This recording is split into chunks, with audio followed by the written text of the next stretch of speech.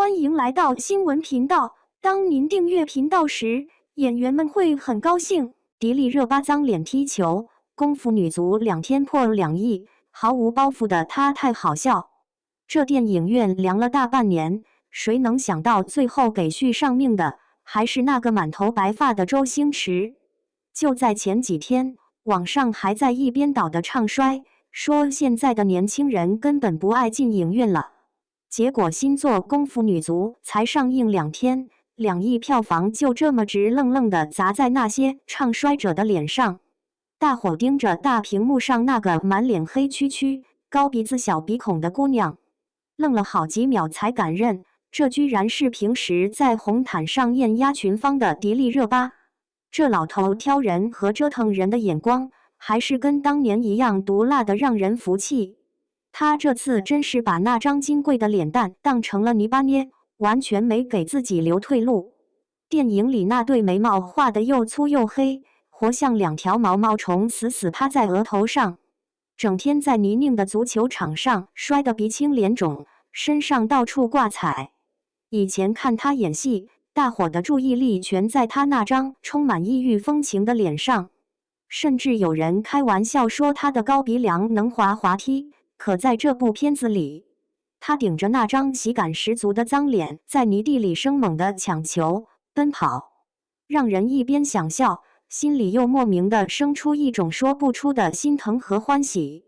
圈子里的人其实都明白，周星驰的电影从来不缺大美人，更不缺被他毁掉之后反而封神的大美人。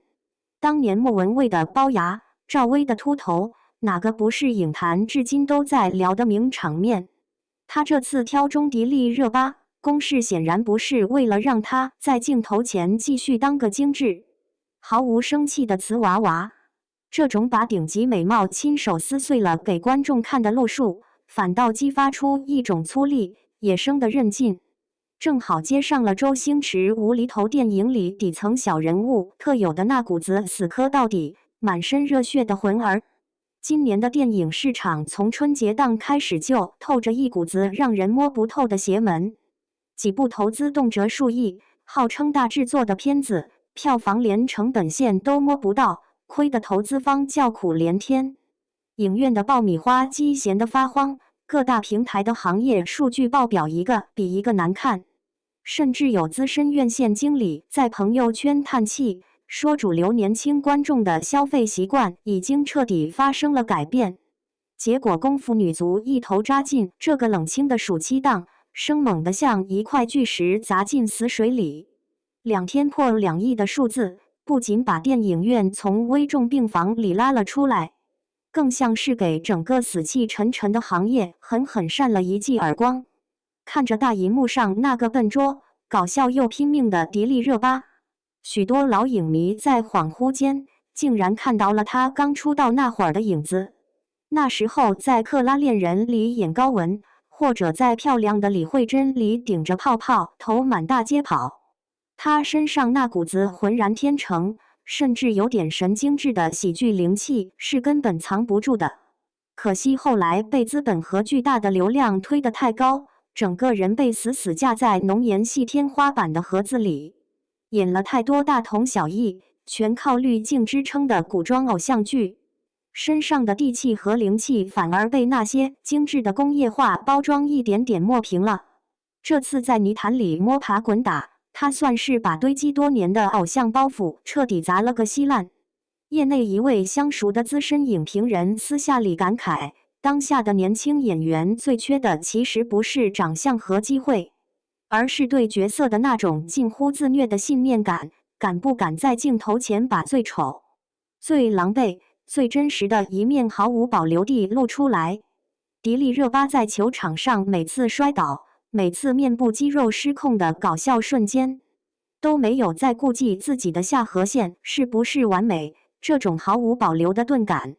反倒让她的表演有了久违的生命力。观众的眼睛向来是毒辣的，谁在睁眼，谁在敷衍，在大荧幕放大几10倍的特写下一看便知。现在网上的口碑虽然吵得不可开交，有人觉得星爷的无厘头段子有些老套，有人觉得足球和功夫的结合有点生硬，在迪丽热巴的表现上，大家达成了一种微妙的共识。那种在生活和球场上被反复毒打，满脸泥水却依然要咬着牙爬起来往前冲的傻劲儿，太容易让如今年轻人产生共鸣了。大伙表面上在看一个喜剧角色，心里照见的其实全是在现实生活里灰头土脸，却不得不继续硬撑的自己。根据某权威第三方票务平台的最新用户画像数据显示，这部电影的购票群体中，18到25岁的年轻观众占比破天荒的超过了60%，直接打破了过去大半年影院观众群体流失的僵局。一些电影社会学学者也分析指出，周星驰最高明的地方，就在于他总能把时代的群体焦虑包裹进最荒诞、最不讲理的笑料里。迪丽热巴那张原本极具距离感、美得有些高高在上的面孔，在被彻底涂黑、丑化之后，反而以一种极其奇妙的方式，缩短了与普通大众之间最遥远的心理鸿沟。一个演员真正能立足的安全感，从来不是来自红毯上那些虚无缥缈的虚荣，而是褪去所有粉饰后留在荧幕上的那个活生生的人。很多人在社交平台上讨论他的鼻子和鼻孔比例，觉得很有喜感。可这种滑稽恰恰成了他职业生涯里最生动、最接地气的一个注脚。当他不再去纠结自己是不是完美无瑕，是不是时时刻刻都漂亮的时候，那个作为演员的迪丽热巴才算是真正打碎了外壳，活灵活现地站在了观众面前。回想起这片子刚筹备那会儿，网上的风言风语可是一点都没少过。大伙觉得一个自带大牌代言、活在精修图里的女明星，怎么可能适应周星驰那种近乎严格的片场要求？据说在剧组里，为了拍好一个高难度的扑球动作，他在硬化草地上反复摔了几十次，连膝盖上的厚护具都当场磨烂了，疼得直咬牙。这些没被剪进正片，也没用来买数据炒作的幕后零碎细节，其实早就化成了他电影里那个执拗，甚至有点轴的眼神，确实省去了很多花哨的伪装。这2天全国院线的排片率已经一路狂飙到了将近50%，几乎所有的黄金场次都被功夫女足给塞满了，连深夜场都坐了不少人。这种现象级的观影狂热，在过去2年的暑期档几乎是无法想象的。他用铁一般的事实证明了电影院并没有死，死的是那些躺在过去套路里自我感动的伟大片。当一个顶流女星愿意把脸涂得漆黑去泥地里踢球，当一个老导演还在坚持用最纯粹的反转和热血去讲故事，电影作为造梦机器的原始魅力，就依然有让人自愿掏腰包的力量。大荧幕上的故事总会散场，高票房带来的短暂狂热也终究会冷下来，但那种不顾一切的傻劲儿大概会在影迷心里留得久一点。有些演员演了一辈子都在小心翼翼地演自己，生怕弄脏了羽毛，